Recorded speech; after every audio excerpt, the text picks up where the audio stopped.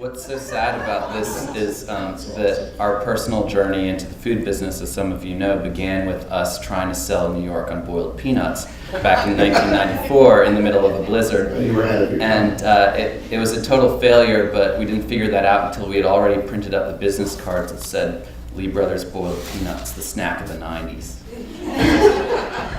It never quite happened. But there is that thing, is like boiled peanuts fried in pork fat. Is that Southern? Does that bother us?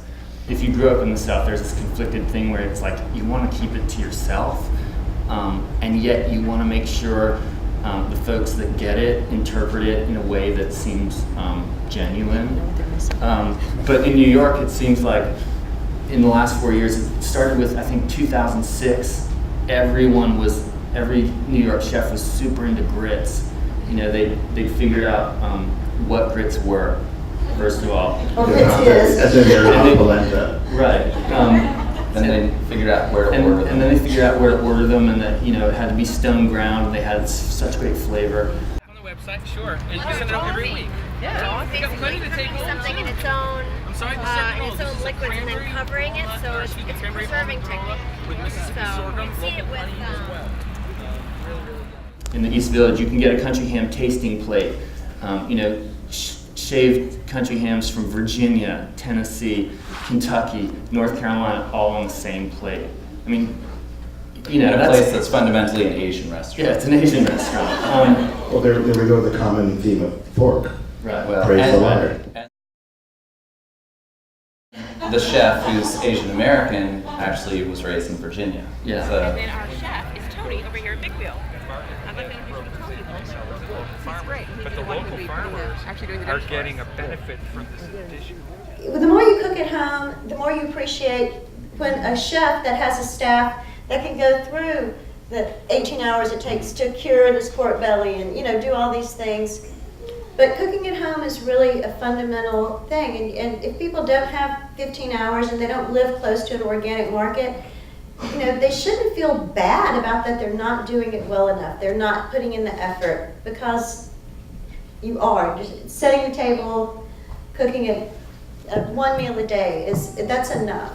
Well, these are 7. These are the jumbos. And then I have regular large for $5.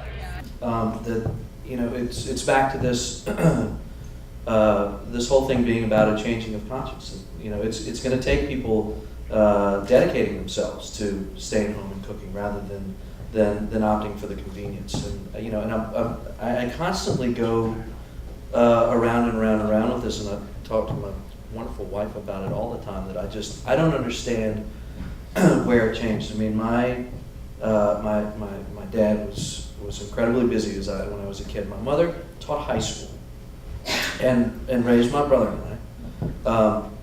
Before school, she made us breakfast, a hot breakfast every morning. She packed a lunch.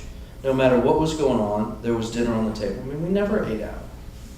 And I mean, where did that change? I mean, it's a consciousness and a convenience entered into the equation, which took that away.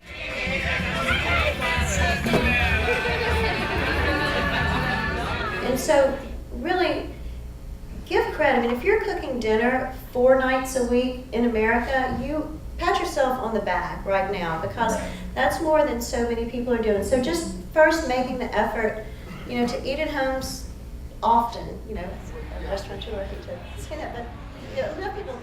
well, some people in the South have this defensive-ness about it, and this fear that people will misinterpret it, and that the original, you know, that perfect original in their mind, if, you know, their great-grandmother's hummingbird cake, the real hummingbird cake, that idea and that recipe, that you know, formula will be lost to time. And nowadays, I mean, we have the confidence that there's this preservation instinct within all of us, and these organizations like the Southern Foodways Alliance that are doing the oral histories and doing the documentary films and publishing cookbooks, and you know, I have no fear that we will lose those things.